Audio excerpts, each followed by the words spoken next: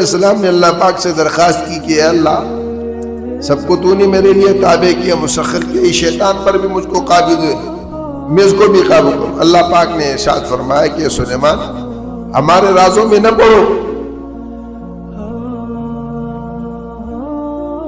ہمارے رازوں میں نہ پڑو، یہ ہماری حکمت ہے۔ سلیمان علیہ السلام نے پھر درخواست کی کہ اللہ سب کو تابع کیا ہے، میں چاہتا ہوں کہ شیطان پر بھی مجھ کو قابو دے دے۔ اللہ پاک نے فرمایا کہ ٹھیک ہے۔ اللہ پاک نے ابلیس کو بھی ان کے قابو میں کر دیا۔ سلیمان علیہ السلام اس کو پکڑ کر ستون سے باندھ دیا۔ اب جب باندھ دیا تو شیطان تو قید ہو گیا۔ جب قید ہوا صبح کے وقت میں سلیمان علیہ السلام نے باندی سے کہا کہ جاؤ دکان سے تیل لے کے آؤ۔ باندی گئی تو دکان تو ہے، تیل بھی ہے، کوئی دینے والا نہیں۔ وہ پورے بازار میں گھومی، واپس آئی اور انہوں نے کہا کہ دکانیں ہیں، تیل ہے، تیل دینے والا کوئی نہیں۔ سلیمان علیہ السلام یہ کیا کہتی ہے؟ خادم کو بھیجا، خادم نے بھی جا کر دیکھا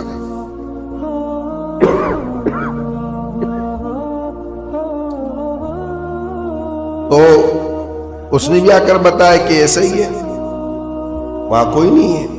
آپ نے معلوم کروایا کہ دیکھو لوگ کہاں ہیں، تو دیکھا سب کے سب لوگ جو ہے وہ مسجدوں میں، وہ ذکر میں، عبادت میں، تسبیح میں، تقدیس میں، رونے میں، دونے میں۔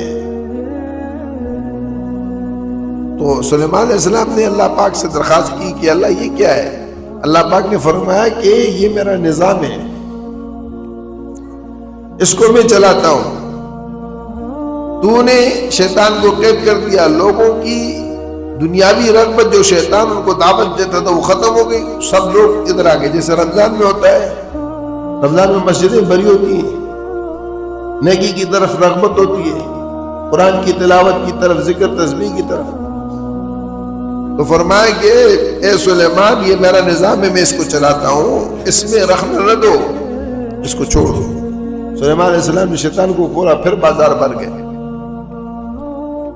تو میرے عزیزوں، میرے دوستو، ہم میں سے ہر ایک آدمی سعی اور کوشش پر ہے، لیکن اس کی سعی اور کوشش کس چیز کی ہے یہ دیکھنا ہے۔